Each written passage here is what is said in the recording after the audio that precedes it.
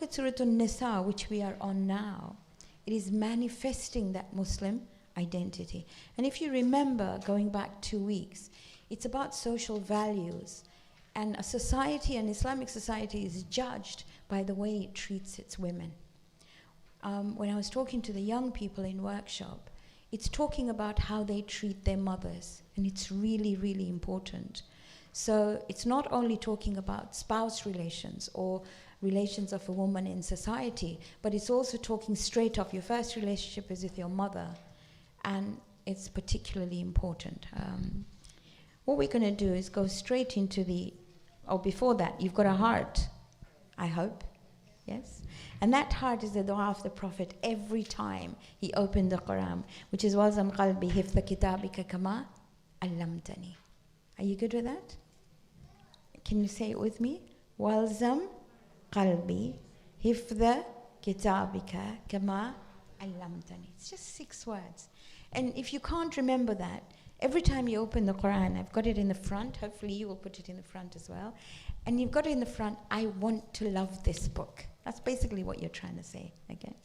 All right, so you've got your sticker. We're going to start off with ayah 110. So if you go to Surah An-Nisa, ayah 110, and you have a sticker, hopefully, which says forgiveness on it, right? And that's what you're going to put on 110. Now 110 says, وَمَن يَعْمَلْ سُوءًا. Number one who does su'. Now remember, amal, there's a difference between fi'l and amal. I explained this, but I'll go over it again. Fi'l is when you do something without thinking. I breathe without thinking. I didn't do an intention. Excuse me, I'm going to take 1 breath in and 1 breath out. Some things I do just subconsciously. Amal is conscious. That's ayah 110, Surah An-Nisa. So amal is a conscious decision. So he says, if you consciously do a su', and I'll explain in a minute, أَوْ يَظْلِمْ نَفْسَهُ, or you have done injustice to your soul. Now there's 2 types of sins, okay? So you can write them down like I have done on a post-it note. Su' is a sin that is ugly in itself. It doesn't, you don't have to say anything about it. It's bad, full stop. Genocide is bad. Hurting someone is wrong. You could come from any color, creed, religion. You will agree that there are some things that are wrong per se. There is no 2 ways about it, right? Are you good with that? Okay. Now, the other one, أَوْ يَظْلِمْ نَفْسَهُ, that one is different. Those are the types of sins that are attractive to the nafs. So you might be attracted to those sins. So yadlim nafsa is something you're attracted to. And then you think, oh my God, that wasn't very good. So for example, we're all sitting down somewhere. Everybody's sitting. And we're talking.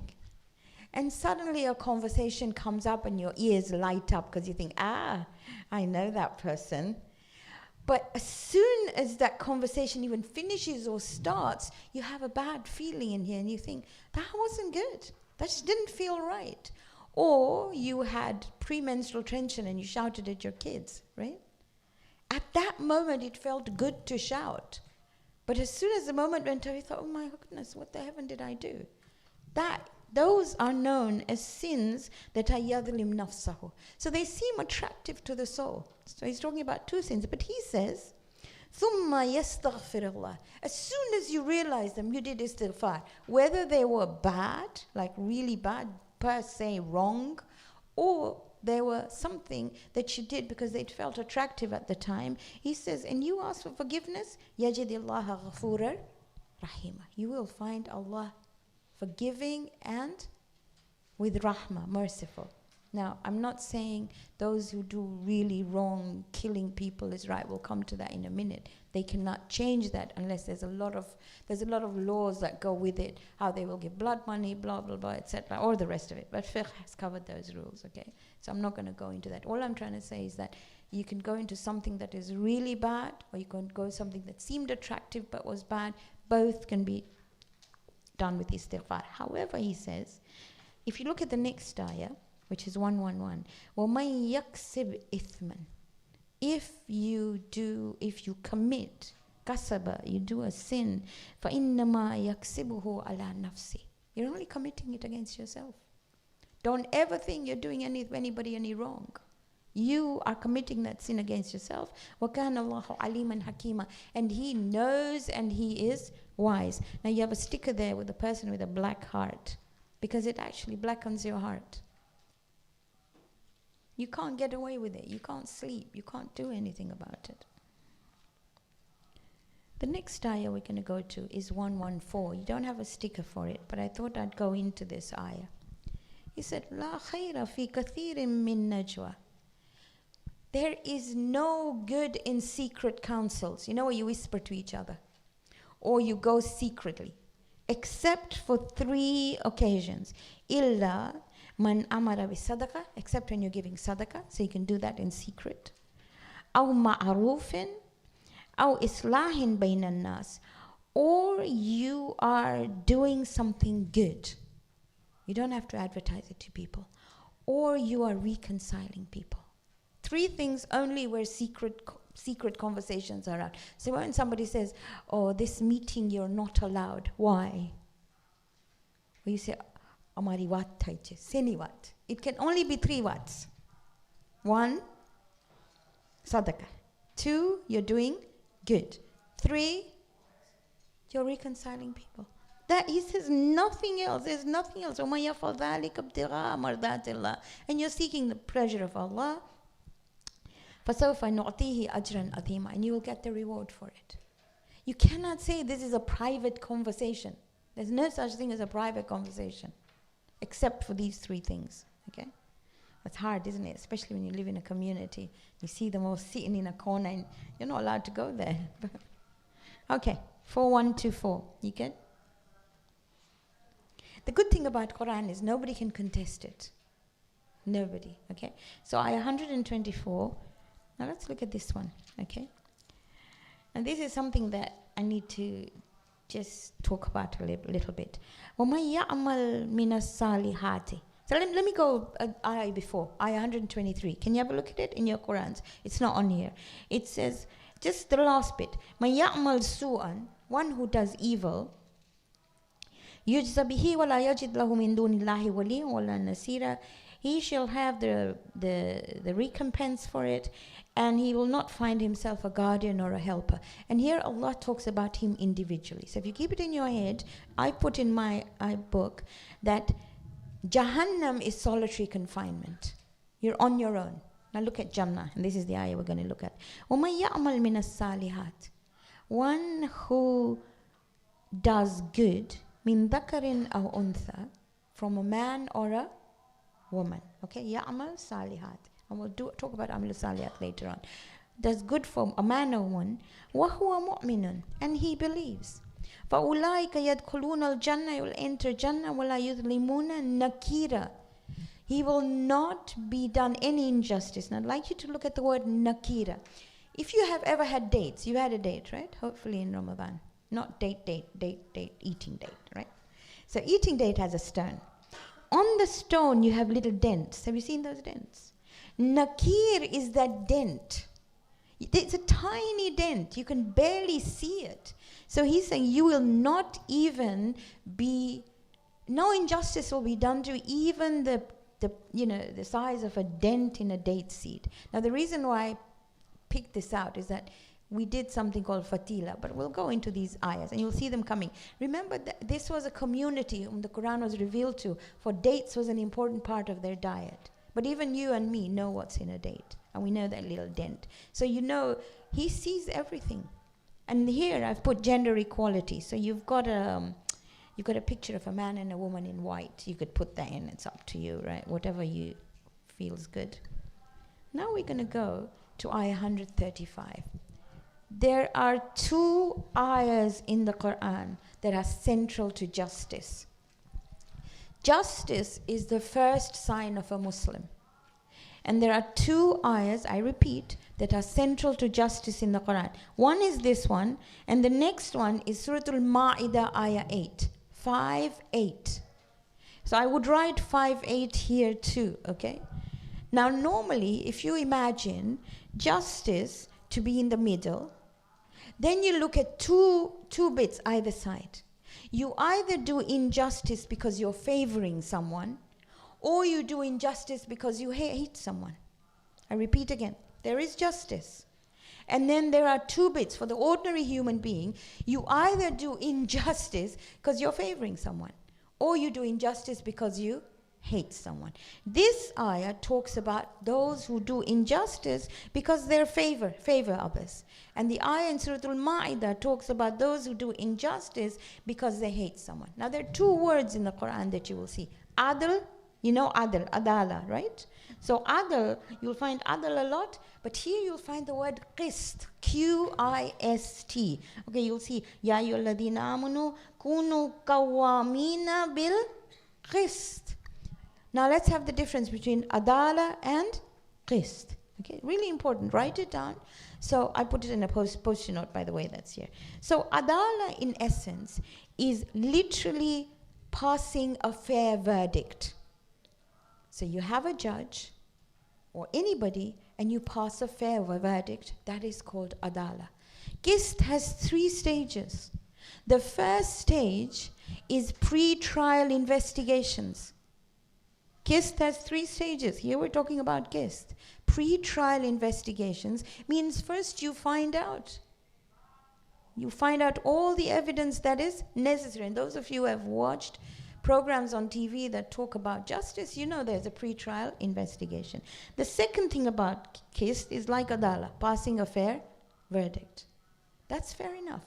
But the third part about qist is you've got to execute that judgment. It's okay to say I've passed a judgment, but then you've got to take it through. Now it runs throughout our lives. I don't know about you, but if my children were young, one of the easiest things to say is that wait till your father comes home. Wait till he comes home. He comes home when they're asleep anyway. Okay? Or I will do this to you, and then it doesn't happen. That is not qist. So find something, and it goes throughout life, from the beginning, you know, from a family right up to society to community.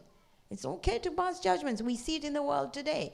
Every single organization or every single country or many countries have passed a judgment that this particular behavior is not right. Yet to execute that judgment is not possible, or they don't do it, so on and so forth. So qist is really important. Now let's look at the ayah. Ya ayyuhalladhina amanu, or you who believe. Kunu qawwamina bil qist. Be really those who maintain qist. Shuhada lillah. And you will witness because of Allah's sake. Wala wala anfusihim alwil walidain. It doesn't matter if you're going against yourself or you are going against your parents, wal akrabin, or your relations, in yakun ghaniyan aw fakir, or whether it is a rich person or a poor person. It doesn't matter. فَاللَّهُ أَوْلَى بِهِمَا فَلَا تَتَّبِعُوا الْهَوَى. Now the only reason people will favor, first they will favor their own judgments. They'll favor themselves. Then they will favor their families, their parents, their families.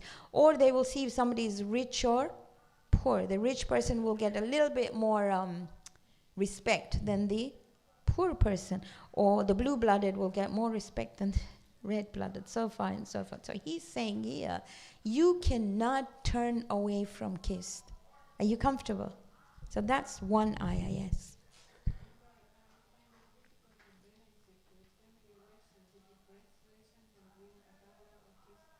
Still got to be qist.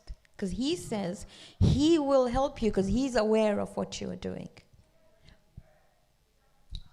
I think there is a per se, no difference. I'd like you to go to 5.8, just quickly. I know we're not on surah number 5, but just like to go to 5.8 and have a look at that. Just very, very quickly. Ya ayyuhalladhina amanu, kunu qawwamina lillahi shuhada bil qist. Can you see that? Same thing. Now he says, وَلَا يَجْرِي مَنَّكُمْ شَنَعَانُ قَوْمٍ عَلَىٰ أَلَّا تَعْدِلُوا اِعْدِلُوا هُوَ أَقْرَبُ لِلتَّقْوَى وَاتَّقُوا اللَّهَ إِنَّ اللَّهَ خَبِيرٌ بِمَا تَعْمَلُونَ. Don't let a hatred of a people make you not be just. Okay, we'll come to it. All I want you to do is have a quick look at it. I underline that in red, I underline this in green, and we get that. But maybe to answer Fatma, your question was, فَاللَّهُ أَوْلَى بِهِمَا. Allah's laws are greater than that. It's pretty tough. It's not easy. Okay. All right. 4144. Are you good? You'll have to turn the page on if you've got the same Quran as I have. Okay. People don't like this very much, but I just like to go over it. Ya ayyuhalladhina amanu. Do you remember bitana, friends? What was bitana? A belly friend. What was rafiki? Somebody you lean on, mirfak. And I sent you some stuff on the group for you to see. So here it says, Ya ayyuhalladhina amanu, la tattakhidhul kafirina awliya min dunil mu'minin. Okay. Please don't label people kafirs. Huh? Kafara means to cover up. Somebody who covers up the truth. Awliya, it doesn't mean don't be friends in the actuals, in the sense that we are friends. You can be acquaintances. Awliya means somebody who inclines towards that person and therefore will incline towards their thinking. He says, don't do that. Just don't do that. I'm telling you not to do that. Aturiduna an taj'alu lillahi alaykum sultanan mubina. Do you actually want that Allah will show it in front of you how wrong you are? Yes? No? I'm not talking about Khojas here, okay? Talking about Muslims, and in particular, if you're going a bit further, Ahlul Baytis. Can't go wrong. Okay, 148. And this is a little bit, you've got a sticker there which has a emoji with somebody saying some funky words, right? Now that's not swearing, it's not just swearing. Let's see what he says. La yuhibbullahu jahra. Allah does not love you that you, jahr is to make apparent. Don't make evil apparent in your words. Illa man dhulim, except one for whom injustice is done, and I'll explain. Wa kana Allahu sami'an alima. Allah hears and Allah knows. It's okay. All right. So, I have a problem. I made a mistake. Just say, for example, I had a problem. I made a mistake. You heard about my mistake. I made a massive mistake, or I may have made a small mistake. Doesn't matter. Everybody makes mistakes. You may have heard about it. This is talking about you publicizing my mistake. If you publicize my mistake, you might say it in a very soft way. It's called gossip. If you say the mistake because you want to feel higher than me, it is known as demeaning someone. وَيْلٌ لِكُلِّ هُمَزَةٍ لُمَزَةٍ الَّذِي جَمَعَ مَالًا وَعَدَّدَ. You all know the surah. Here Allah is saying, if that mistake somebody made, to help them, it's their mistake. You go and see what you can do.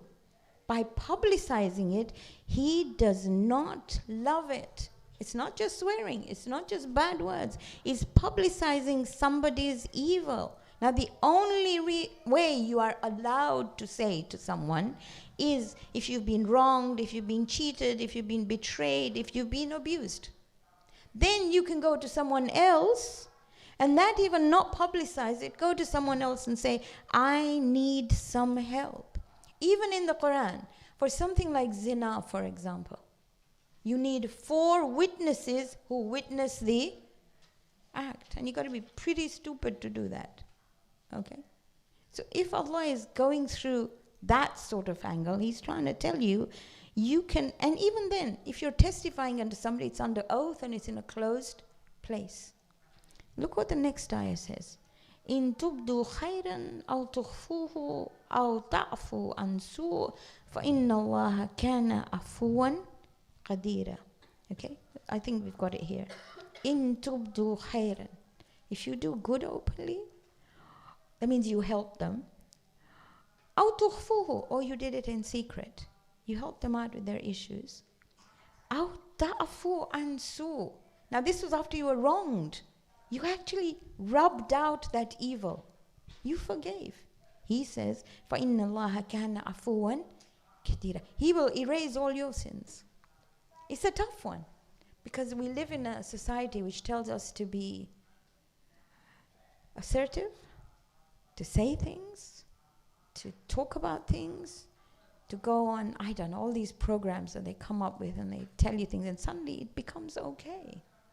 Quran says, no, it's not okay. You're not helping someone. You're just not. Okay, 157. I only put 157 here because we talk about him a lot. وَقَوْلِهِمْ إِنَّا قَتَلْنَا وَعْسِيهَ عِيسَى ابْنَ مَرْيَمَ. And they say that they killed the Messiah. Now, let's see where the word Masih comes from, or the word Messiah comes from. It comes from Masa. You know, you do Masa, right? So Masa basically means to wipe clean. That's what Masa means. And what Prophet Isa did was maybe he brought the dead to life, or if I can say, whatever he touched, he rendered it clean and healed. He healed the lepers, didn't he? You know all those stories about Prophet Isa. So that's why he's known as Messiah, one who did Masa. It comes from the Arabic word Masih, which is Masa. Basically, he healed. Now Allah says, وَمَا قَتَلُوهُ وَمَا صَلَبُوهُ. Neither was he killed, nor was he crucified. وَلَكِنْ شُبِّحَ لَهُمْ. But there was somebody who was made to look like him. And we all know the story. I'm not going to go into it. وَإِنَّ الَّذِينَ اخْتَلَفُوا فِيهِ لَفِي شَقٍّ مِّنْهُ مَا لَهُمْ بِهِ مِنْ إِلْمٍ. Now I'm going to go to the last bit. إِلَى اتِّبَاعٍ. Then let's go to the last 3 words, or 4 words. وَمَا قَتَلُوهُ يَقِينًا. He definitely wasn't killed. Now the next ayah says, بَلْ رَفَعَ اللَّهُ إِلَيْهِ. Can you see it? The next ayah is ayah 158. Allah took him up to himself, which means Prophet Isa is still alive.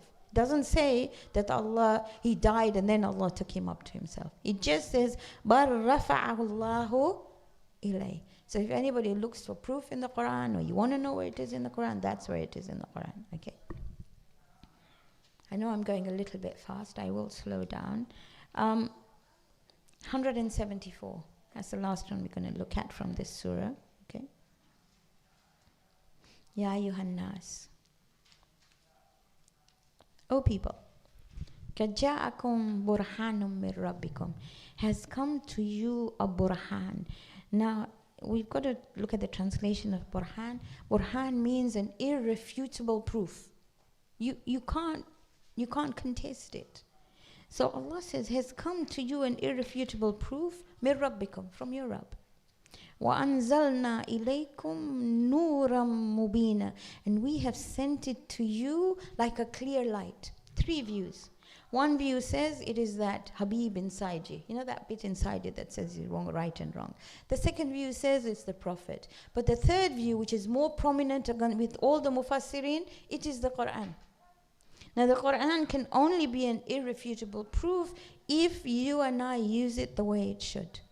So you should have a picture of a Quran. If you don't, I think in the next batch of seekers you might have a Quran. You can draw a Quran there. You can do whatever you want. I only put it there to highlight to you that the Quran is nur. It actually lights up your soul.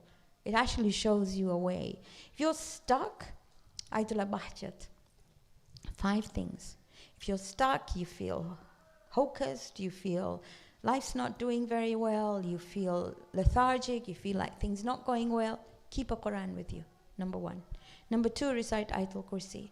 Number 3, recite Falak and Nas. Number 4, make sure the adhan is said aloud in your houses 5 times a day. Not 3, 5 times a day. And finally, recite 50 ayat of the Quran. It's not difficult to recite 50. Fatiha is 7, come on. Can't be that difficult. Are you good? Ikhlas is how many? 3? 10. Just Fatiha and Ikhlas 10 times. I mean, 5 times, not even 10. You've done it. Are you good? All right. Sorry? 5. Keep a Quran with you. Small Quran. Big Quran, whatever you want. But small one is good. Keep it with you. Number 2, Ayatul Kursi. Number 3, Falak and Nas. Number 4, adhan loudly in your house 5 times a day. 6, recite 50 ayat of the Quran. If you recite 50 ayat of the Quran, you can make mountains move. And it's not that difficult. It sounds a lot, but it isn't. Right, we've still got some time, so we're going to look at Surah Al-Ma'idah. Now, before I go into Surah Al-Ma'idah, I have a question to ask you. Next week, I'll be here. But I'm told many of you will not be here on the last week in December and the first week of January, which is the 2nd of January, and I think there's a, what date is it? 26th. So 26th is after, is it Boxing Day? Okay, whatever. So can I give you tests on those 2 days? Can we have, do you want days off? I mean, it's up to you. I'm here. Do you want days off? Obviously. Okay. So we're off on those 2 weeks. I'll be here next week, and then we'll see you the week after. Okay, so Surah Al-Ma'idah. Now, we went into, what was Surah number 1? Summary of the Quran. Number 2, history of Iman. Number 3, Muslim identity. Number 4, manifestation of that Muslim identity into society. Now, when we come to Ma'idah, it continues with the social values. But with Ma'idah, it talks, the first thing it tells you, so social values continued, but it says social values can only be upheld, we talked about women in Nisa here, if people keep their word, their uqd, the aqd, we'll come to in the first time, their promises, what they say is binding to them, if they pay their taxes, if they follow the speed limits, all that is aqd. So besides women, now it's talking about all these things.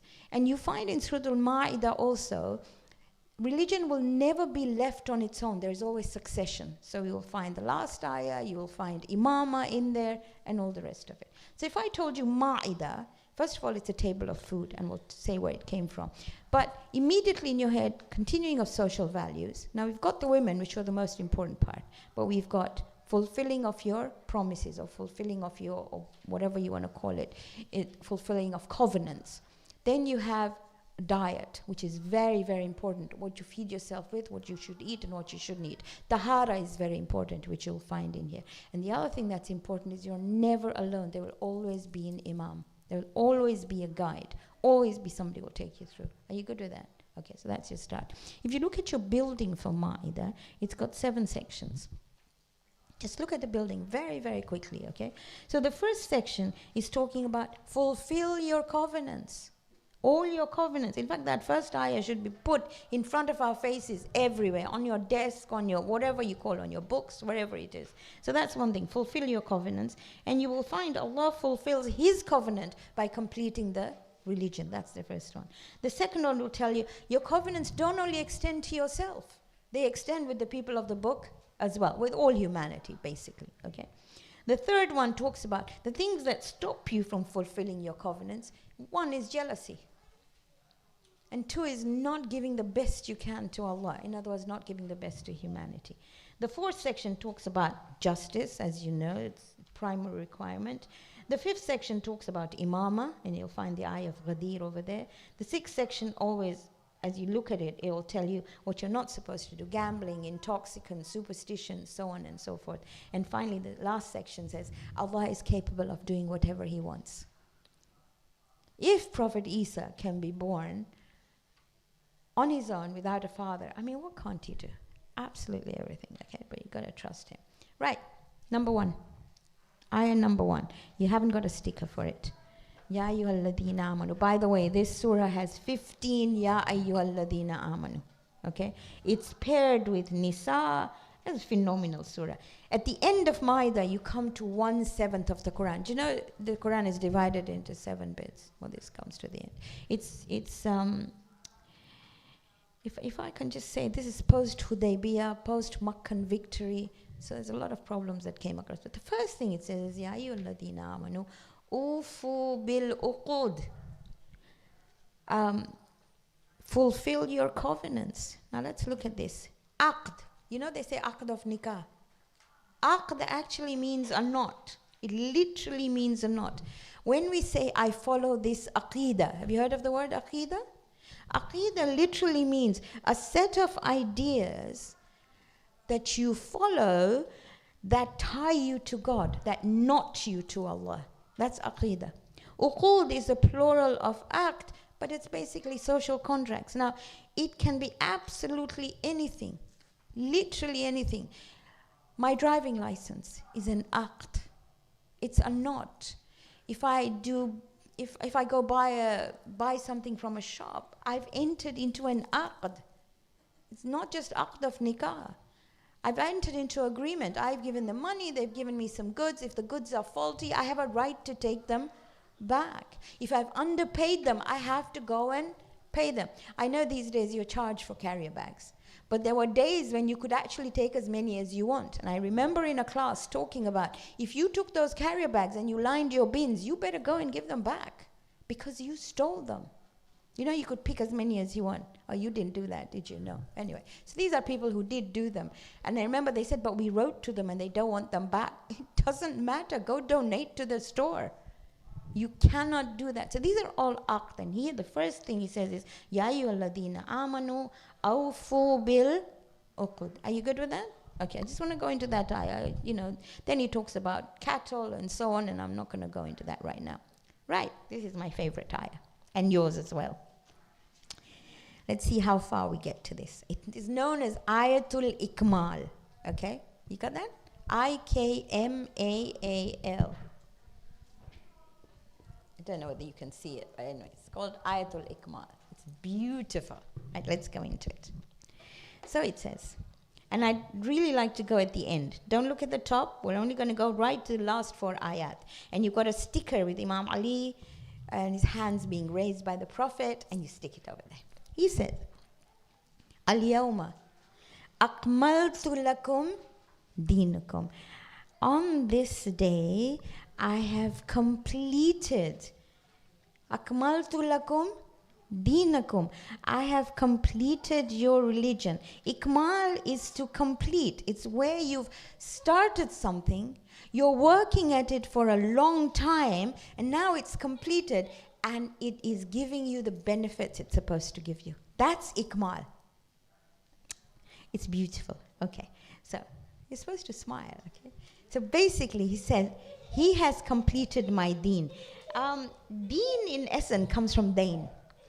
Dain actually means a debt, and deen literally means the debt you owe divinity for giving you this beautiful life and how you repay it. Okay, so al-yawma akmaltu lakum dinakum. I have completed my job, that's God's job, was to be able to give you a completion of everything. There's nothing that you need now. And then he says, وَأَتْمَمْتُ عَلَيْكُمْ نِعْمَتِي. Itmam, in essence, is to finish something to such an extent that you don't need any more. That's itmam. There's a difference between the two. You don't need anything else. In other words, every single thing is covered. I completed my responsibility towards you, and I have finished ni'mah. I've given you every blessing possible. Absolutely everything. So ni'mati wa raditu lakum al-islam dina. And I have picked for you, or I am happy for you, that you will pick total surrender to me as your deen. فَمَنِ اضْطُرَّ فِي مَخْسَمَةٍ. By the way, makhmasa is hunger, but not normal hunger. It's where the hunger is so bad that you're dying of it. It's starvation. So he's saying, if you're in a state of makhmasa, then it doesn't matter if you, for example, ate something that wasn't halal. You can't say, oh, I'm going to die but not eat it. You could. On that note, we run 4 o'clock classes in Ramadan because you're young moms here. So 4 o'clock classes in Ramadan, and we had a 5-year-old who fainted because she was fasting. So I got her a glass of water and I said, please drink this water. She said, no, I'm going to go to Jahannam. Mama said, I'm going to go to Jahannam if I break my fast. I said, I will go to Jahannam for you. You drink the water. This is makhmasa. She is dying of hunger. She's dying of thirst. She'd gone through 2 hours of rigorous sports day and whatever. Anyway, so Bichari had some water, had a little bit of a date, so on and so forth. But Mama, when she came, oh my goodness me, she said, you broke her fast.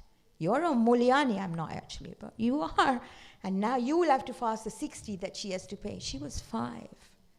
Even if she was older, even if she was your age or my age, and she had fainted and I was dying of hunger. This is where this ayah comes in.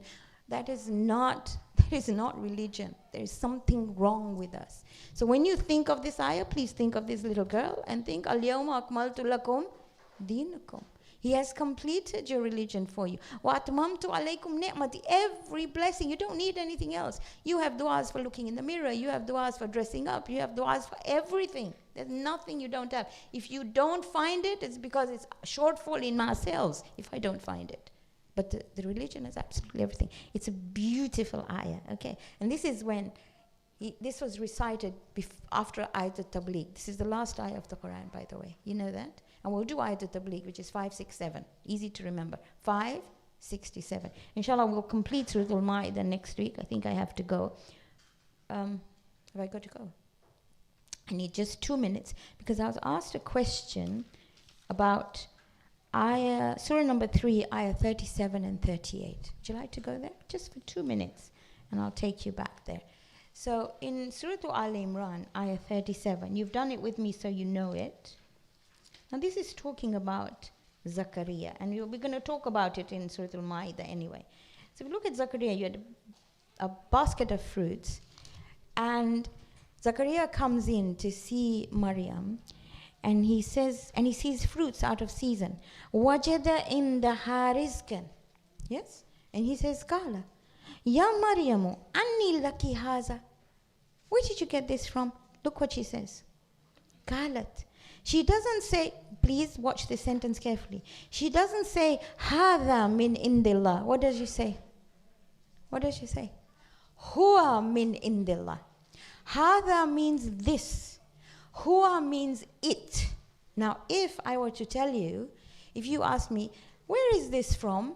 I told you this is from a particular place. But if I told you it is from somewhere, it means it's talking about the roof on my head, it's talking about my community, it's talking about all of you, it's talking about the food I have, it is talking about absolutely everything I have. So she says, everything I have, it's very important to understand that she says, Huwa min indillah, inna Allaha yarzuqu man yasha, and Allah gives whoever He wants, bi ghayri hisab. So absolutely everything He will give without hisab. Now Zakariya being a prophet, Zakariya being an imam of his mosque, still sat down, and this is the humility of a prophet, that he was reminded by her that even if he couldn't have a child at 90, she didn't have a child in front of her. So it wasn't like he had a child. He was praying for what she had. He didn't want the fruits. But he realized, she reminded him that everything Allah does is without hisab. So he, there and then, hunalika da'a Zakariya. There and then he did dua. Are you good? Please remember the hada and the huwa. The this and the it. Are you good? Okay. I think we've got that there. Warithana. Thank you.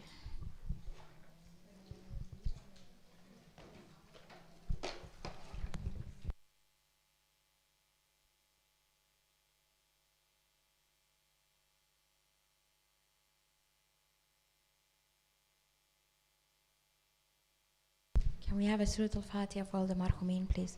Bismillah.